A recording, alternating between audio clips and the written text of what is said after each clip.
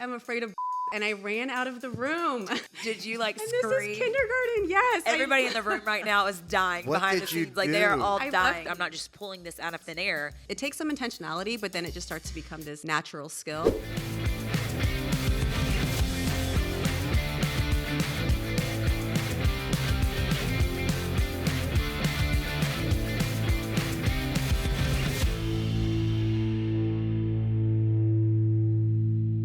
What is up, everybody? Welcome back to another episode of Get Your Teach On, the Flip Side podcast, where we break down and challenge different hot topics in education. As you guys know, we are deep into season 3, and this season is operating just a little bit differently, where you ask Get Your Teach On Anything, featuring a special guest, somebody that presents for us, whatever it may be. They're answering all of your questions that you have submitted for them. So we have a little series going on right now because we are Get Your Teach on site in California with one of our minis. Yes, we are. And we just wrapped up our day where we First day. presented to several hundred educators Lots of folks. in grades K all the way through 12. That's cool. And so we decided this would be the perfect time to feature some of our incredible presenters and all of the amazing content. So welcome to the Flip Side podcast for the first time. Finally. I am so excited to finally have the one and only Naomi O'Brien, everybody. Yes, and I'm so happy to be here because I wanted to come on here, so here's my chance. She just lived across the country, and now we're together. So we were like, this is perfect. So Naomi, since this is your first time on the Flip Side, introduce yourself to everybody. Tell them all about you, Naomi, who you are, what you do. Yes, I'm Naomi O'Brien. I've been in education for 15 years, primarily in the primary grades. By choice, because I always want to make sure that I'm giving students the foundation that they need before they become these struggling readers. Reading specifically is like my main area, but once I went up to higher grades, I was like, I can catch them earlier and have a strong foundation. So reading is my hobby, my passion. So just always getting immersed in reading research and books and things like that to make myself become a stronger educator. And I just love to share that through resources, through talking, through presenting. If you need anything about reading, I'm your girl. She is your She is girl. it. And Naomi has so many interesting facts about her and so many many. fun things that she does. We were actually just talking because recently, and depending on when you listen to this episode, a current event has happened in our nation with the death of Hulk Hogan. That's right. And so Naomi has a really interesting story. So Naomi, she was sharing it before we started this podcast. I was like, wait, this is a fun fact about you. I need you to share this with the people. I don't remember when it was, but back in the day, Hulk Hogan's daughter, Brooke Hogan, made a music video for her song "Everything to Me," and I was casted in the video. There are people in their cars right now like, yes, yes. And me and another girl on set just had a horrible experience, and we ended up just being so upset and crying about it. And Hulk Hogan saw us crying and asked us what was going on, and he kind of stepped in and got the rest of the crew together. And I was telling them that even later on, my car battery died, and he personally charged it for me and made sure I was safe and ready to go. And I was like, all right, thanks, Hogan. She said, say what you want about Hulk Hogan, but I know, it's like my personal experience. My experience Yeah. with them. Yeah.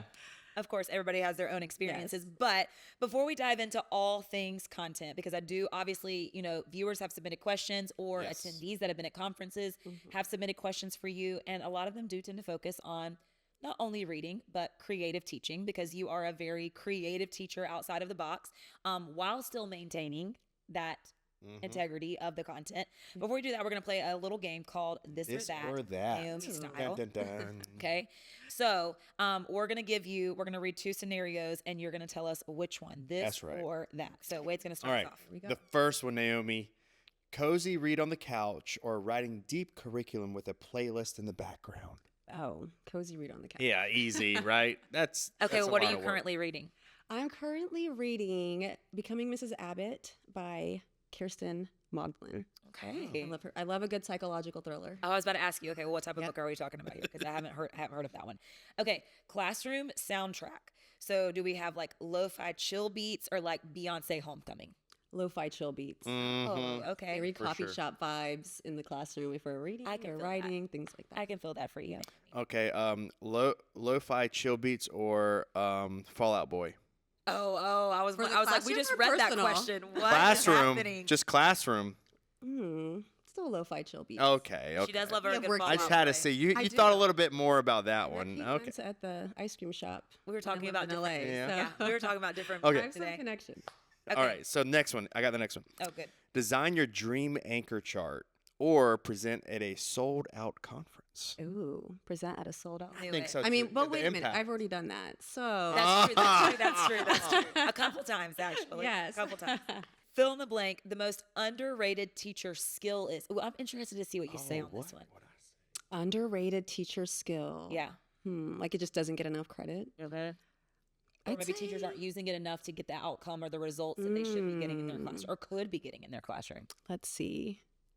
I'd say consistency in classroom management. A lot of people give up on it and they think that it doesn't work, or they think it's just cliche to say, Yep. be consistent, have high expectations, build relationships, but it works every time Yeah. if you do it the right way. Or I've done that 3,721 times. Well, you might have to do it And then 3,722. they'll get it. Oh, yeah. that's Right. true. Yeah. So I agree. That I was just consistency, I've thinking talked like about that a lot holding your too. bladder. That's I don't know. Also an Moving on. important skill set. Okay. You got it, One, Wade? yeah, one thing that should be banned from classrooms immediately. These are getting good. Clip charts.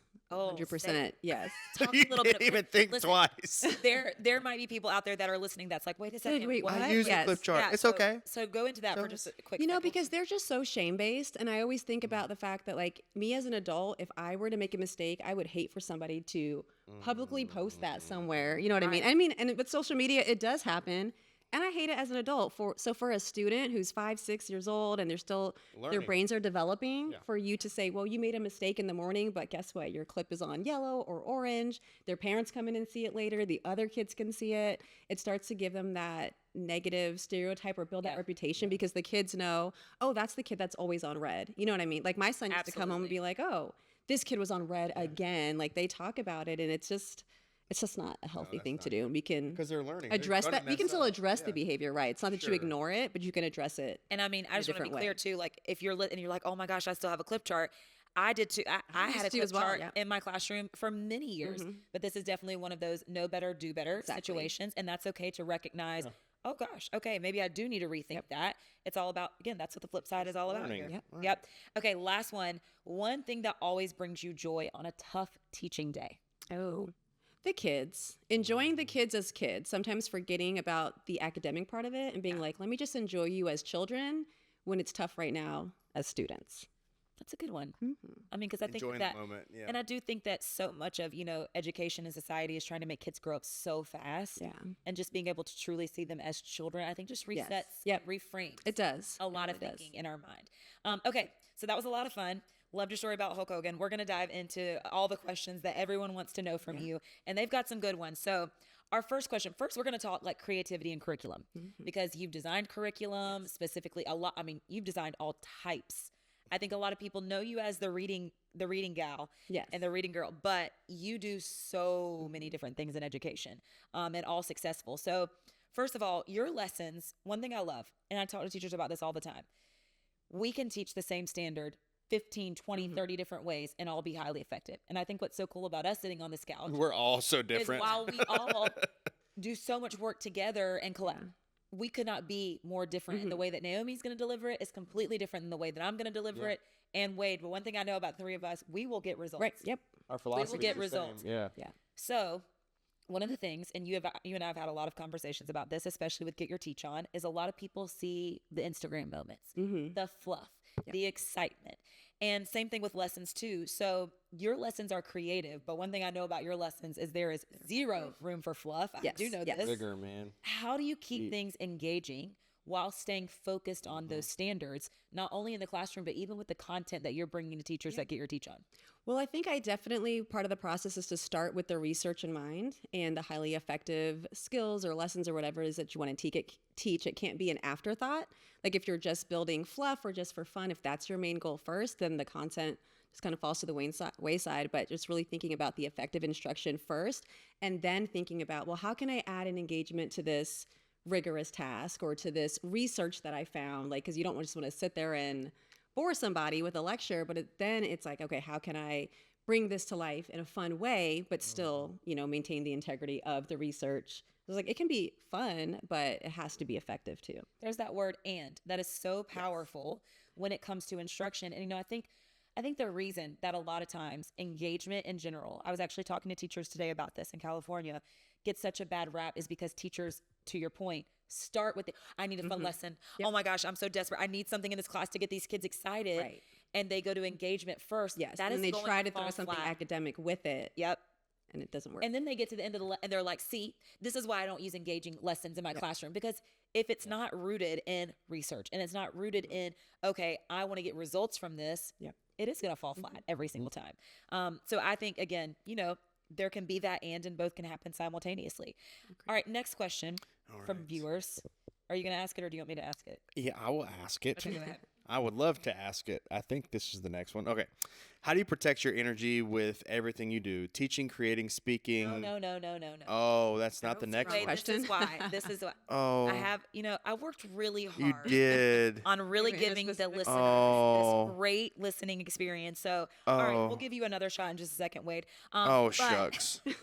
For now, the next question, because I want to stay focused on creativity. Oh, I see it. One more question. I don't know how I missed that. How do you approach... I think this is really important to continue these conversations, and I think you do this in such a powerful and intentional way.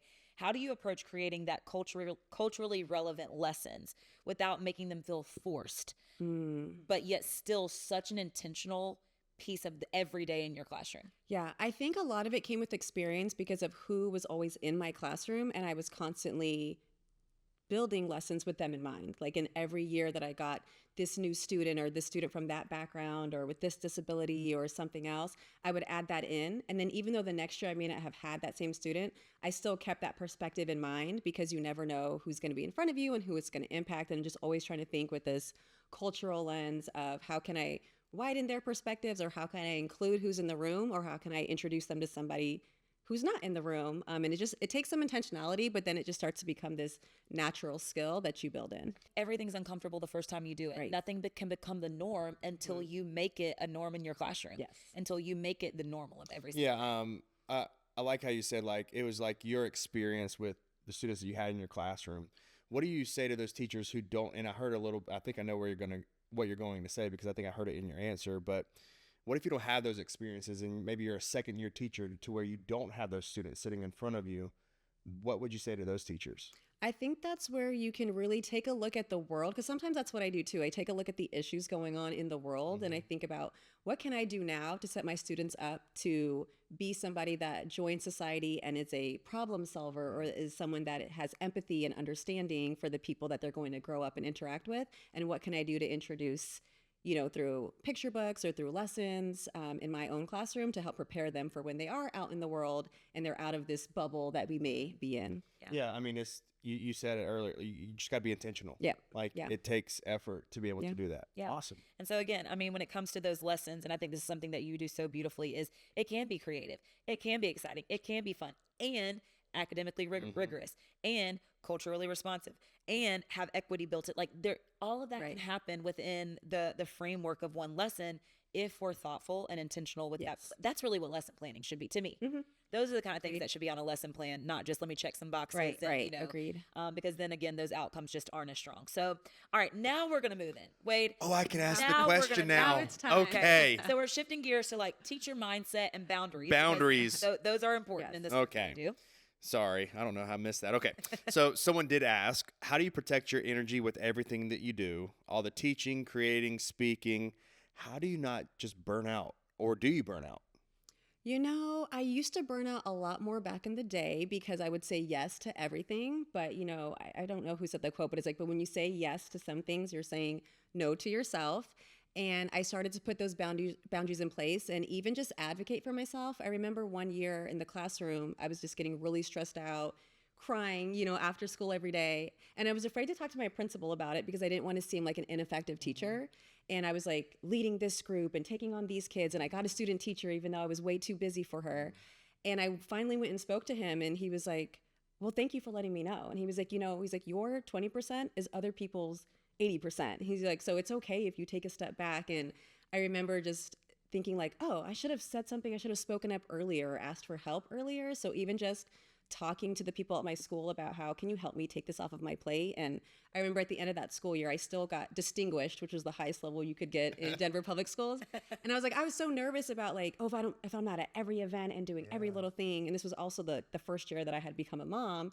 And I was worried about like, oh, I don't want the perception that, well, I'm a new mom, so they're going to be looking at me this different way. But really just getting that balance in, learning to say no to things and not having to say yes to everything, and realizing I can still make an impact. And I would always just think, as long as it's healthy for me and it doesn't disrupt my students, like that's what I'm going to stick to. If it's just the extra fluff that could be fun to do, I'm going to say no to it for now. But if it's teaching my students and it's okay for me, then that's the stuff that I'll say yes to. And I think that one of the things that we need to do as just in the teacher's world is celebrate and respect when people say no. Yeah. Like, you know, I tell the story a lot, but you and Lanisha Tabor, obviously, Yeah. teacher besties.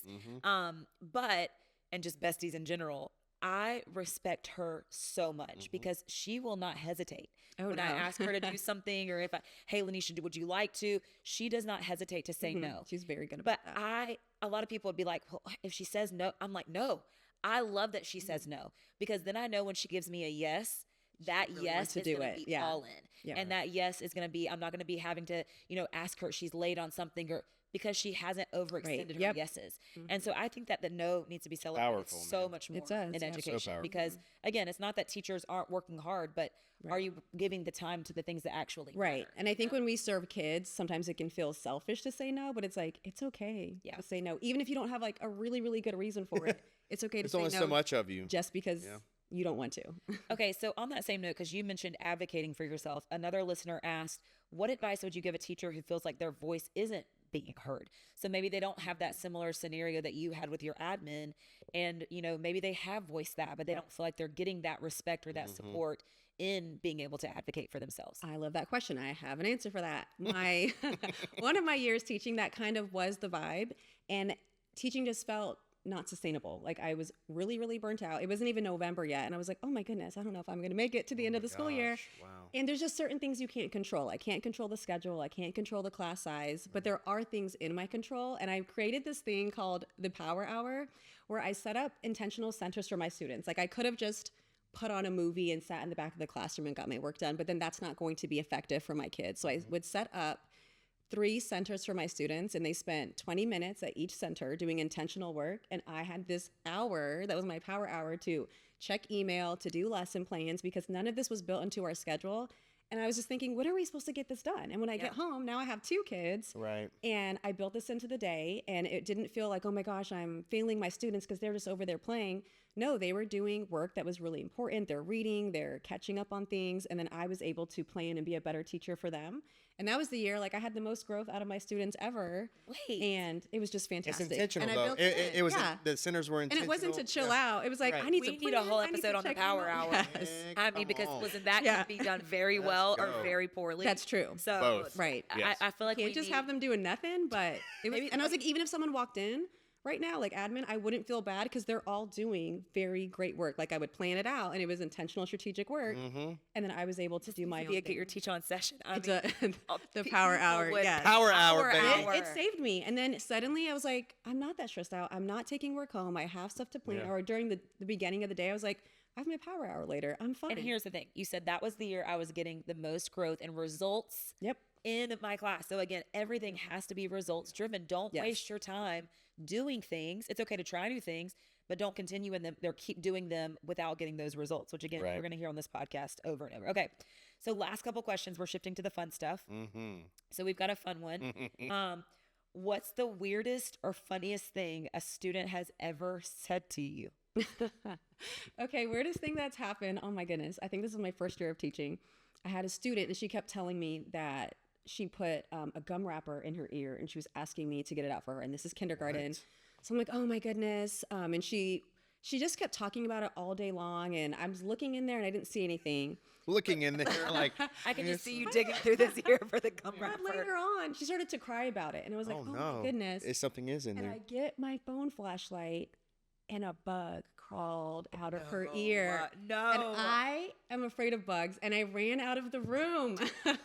Did you like And scream? this is kindergarten, yes. Everybody in the room right now is dying What behind the did you scenes. Like they are do? all I dying. left the room. I ran to my friend's room and I was like, Mandy, you have to go in there. I was like, a bug just crawled out of her name is Juicy. I was like, oh, bug just crawled out of Juicy's ear. No. And she went in there and she got it and took care of it. And then I sent her to the nurse and I was like, That was in her ear since this morning. Oh my goodness. But that was probably That the is weirdest thing. definitely one of the weirdest things that Do we I've know ever why the heard. bug was in her ear? Oh, I don't know when it got in there, but and she told me she put a gum wrapper in there, so I was like, Heart. Oh, oh, this little gosh. girl. But Bless. Poor, Oh, yes, poor juicy my girl. goodness, Oh, okay. man. Well, man. all right.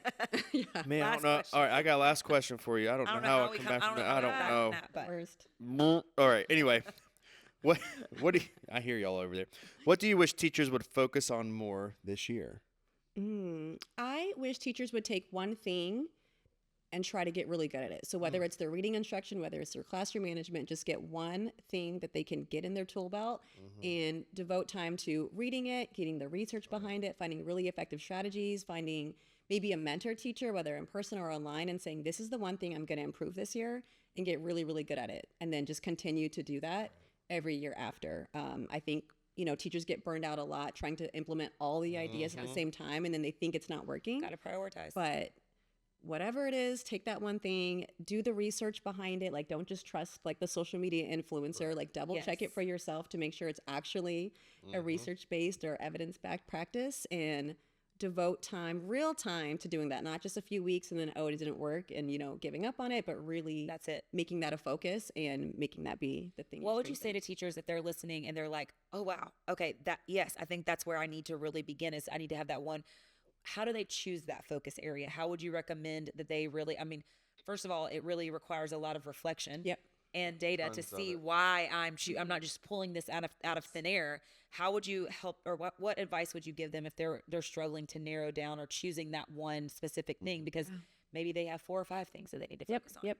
I would look at the data and get the greatest area of need, and then, like you said, reflecting instead of just saying, oh, these kids, but be thinking, well, what can I do better? If this is the data, if this is what the scores are showing us, what instructional moves can I make, or what do I need to improve upon in order for this to change? And then start there. So I would just definitely start with the data and go from there. The greatest area of need, which is probably reading. Yeah, it is. And Everybody's a reading teacher too, by the way. and we'll have to have you back and talk all things reading. But I was like, if I'm gonna have Naomi, she doesn't just do Reading. I want to focus on, you do I'll so put you many in that things. box. I know, we're not gonna, and she does do that incredibly well. And so, speaking of, if they're listening and they're like, well, reading is my area, where can they find you, your resources? Because personally, I've used your curriculum with Maverick. And Naomi also knows that I have sent her voice memos And probably text. too Yes, many she was times to freaking out. count. I was like, don't worry. Literally. It's okay. And guys, here's the thing as parents. I was a first grade teacher. I know how to teach reading. I know how to do, but I was like, Naomi, I don't know what to do. Like, I feel like I don't know what to do as a parent here. And she got me on track, and she got me off the cliff. Yes. So her resources are great. Now, not only everybody for out there is going to be kids. able to call Naomi. Just ready. That's what I'm saying. Just- So where do you Where find, can we yes. find you? where do you find her and her Yes. resources Yes. and all the things? You can find me at Read Like a Rockstar Teaching on Instagram, or readlikearockstarteaching.com, or email me at readlikearockstarteaching@gmail.com. Always love answering reading questions, or really any questions, writing, math, social studies. I love talking, teaching. I always say, like, my husband is a nurse, but in his spare time, he does music. And I'm like, I'm a teacher. In my spare time, I do teaching things. Like, it's what I'm reading and watching It's and true, doing. though. It's her hobby. I really do love it. I really do. I get it, because I love yeah. my hobby too. Well, Naomi, thank you so much for joining us. Again, we're just so lucky to have you as part of our presenting team and to be out here doing the work at schools with So us. happy to be here. Again, your kids and your students are so lucky to have you as a teacher. We'll definitely have to have you back. I already have 2 episodes in mind, one about reading and one about that power hour. 'Cause I need to It learn. saved me. I need to learn more about that. Okay, we have a tradition here on the flip side. We always end the episode by saying we'll catch you on, and then everybody says the flip side, okay? So thank you once again for joining us for another brand new episode. Don't forget, these come out every single Monday. New content, new Q&As with all of our presenters and special guests. Don't want to miss any of them, but we hope that you have an amazing week. And until next week, we'll catch you on The flip side. Bye, everybody. Bye.